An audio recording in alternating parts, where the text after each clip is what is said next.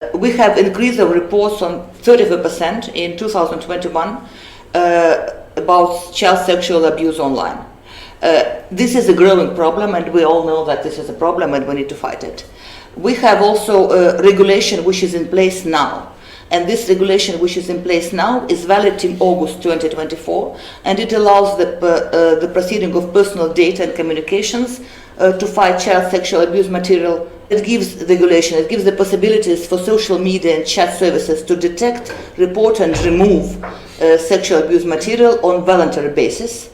But now the Commission made a new proposal. It requires, for example, websites, social media and chat services to proactively search for sexual abuse material and grooming activities.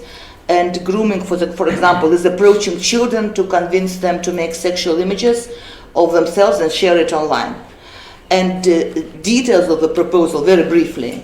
Websites and chat services need to assess whether their services are at risk of being used for spreading child sexual abuse material.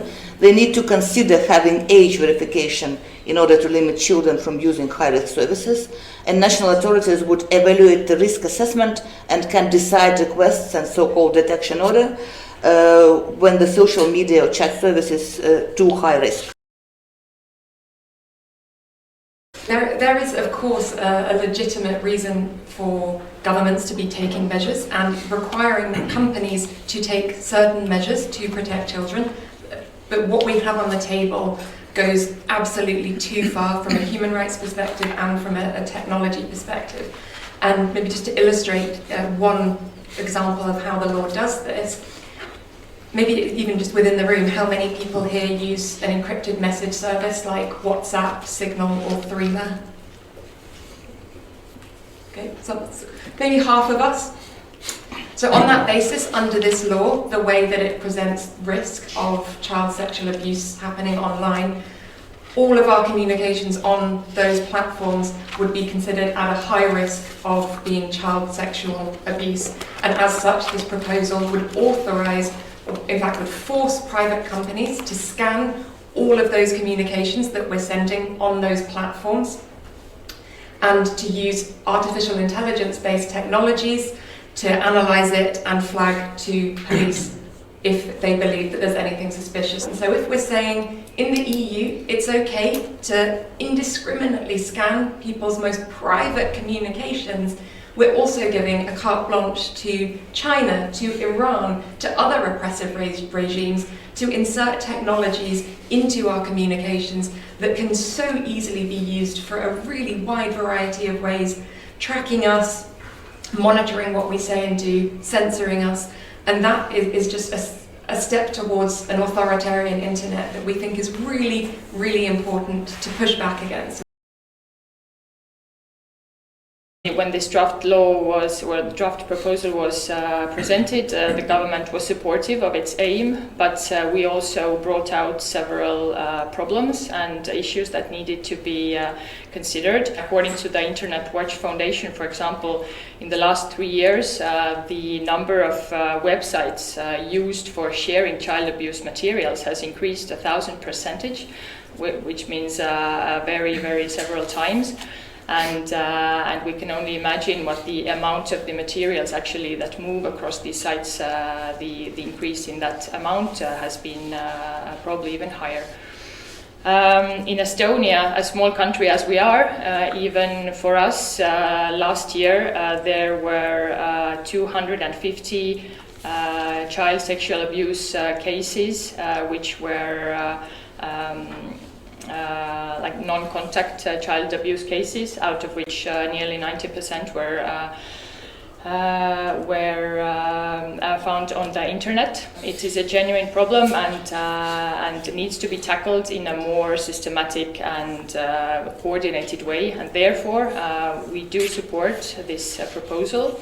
However, we don't oppose also the discussion concerning privacy rights, because obviously it's very important, and it's I believe it's important to understand that it's not a question about children's rights versus privacy, because privacy is also a right of the child, because children also are digital citizens that use all these same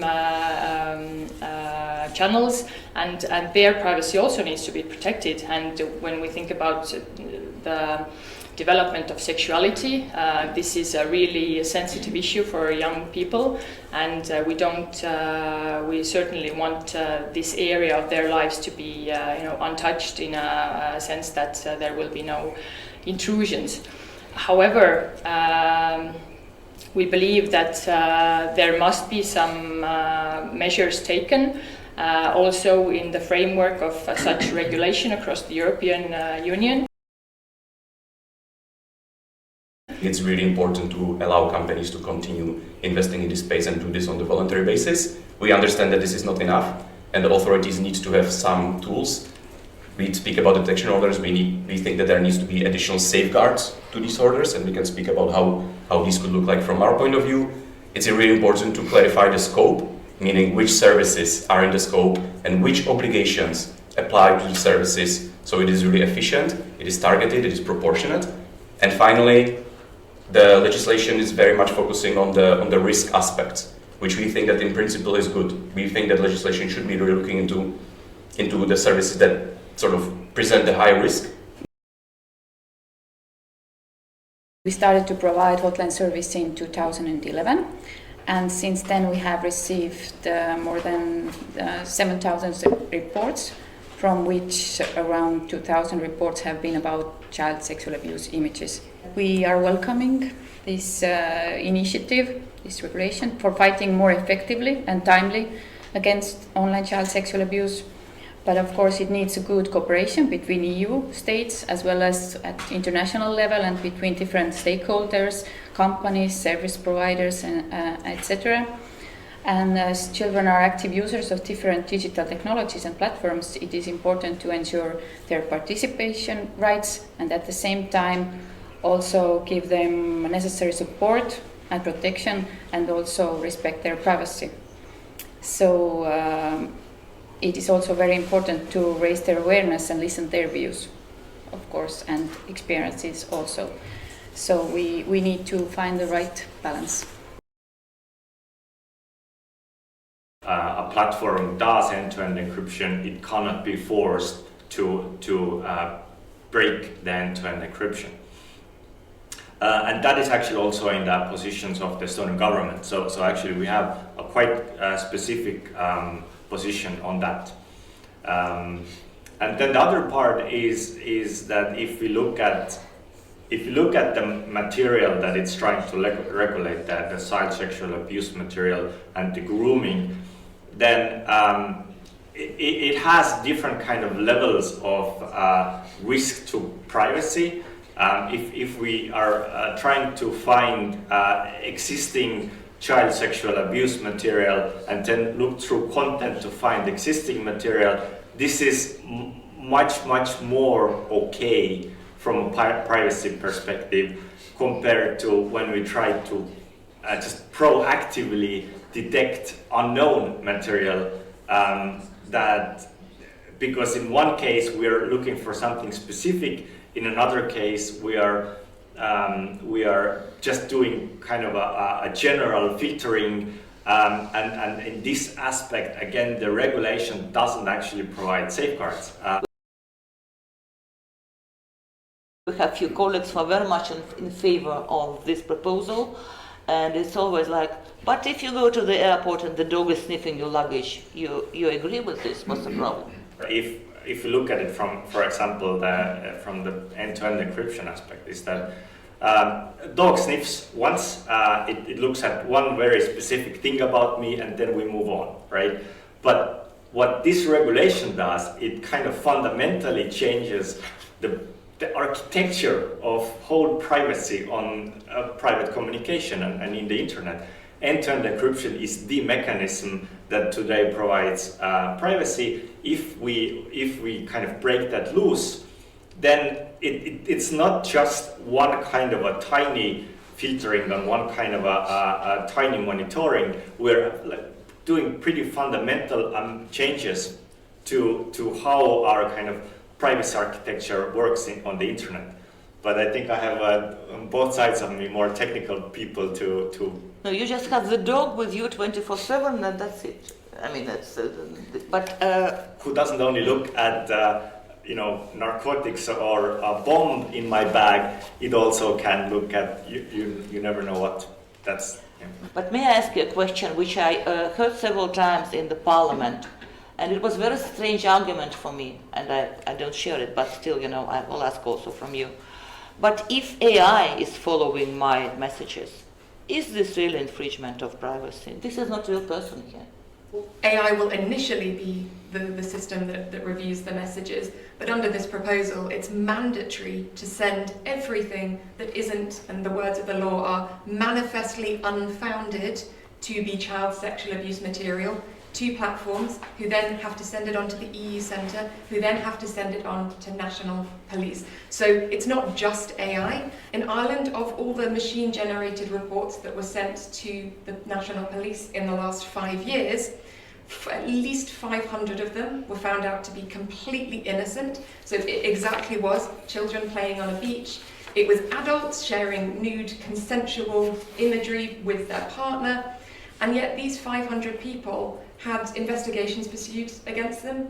Their data were logged in a database, connecting them to this crime of child sexual abuse, even though it had been proven that they were innocent. And we're still waiting to find out exactly what the harms have been, but we know that there have been harms and there have been repercussions for many of these innocent people. Secondly, there's the problem of children's sexual self-expression, which it was touched upon briefly earlier. Under this proposal, it's very, very clear that any teenager consensually sending sexual content to their partner, for example, which in a number of countries is decriminalised, it's not child sexual abuse material, it's legitimate exploration, self-expression, it would be mandatory for that to be sent to national police. So let's say we start, there's going to be a detection order for WhatsApp. Then we're going to look into the messages of WhatsApp to fight grooming and sexual abuse material. And what will then the offenders do?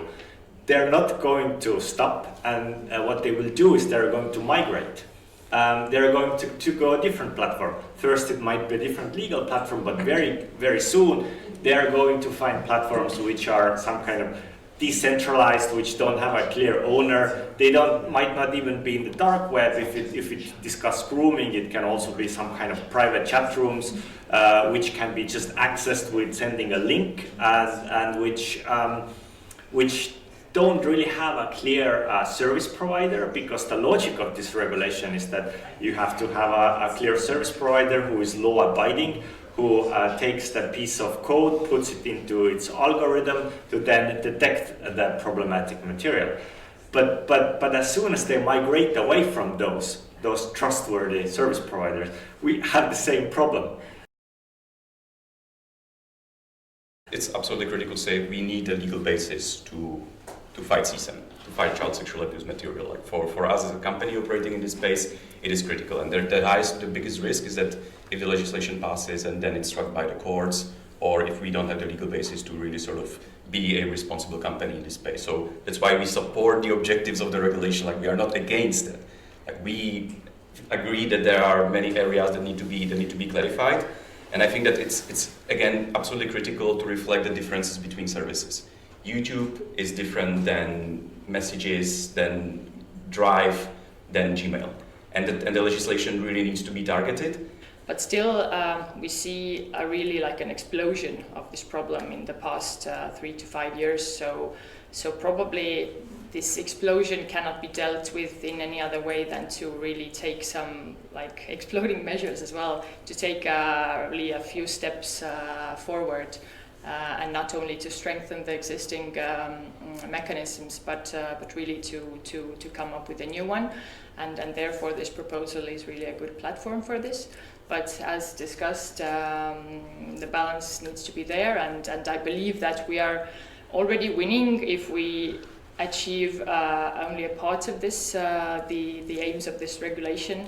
For example, if if the end-to-end encrypted services are left out, if the detection of new CSAM materials is left out, then still we do achieve a lot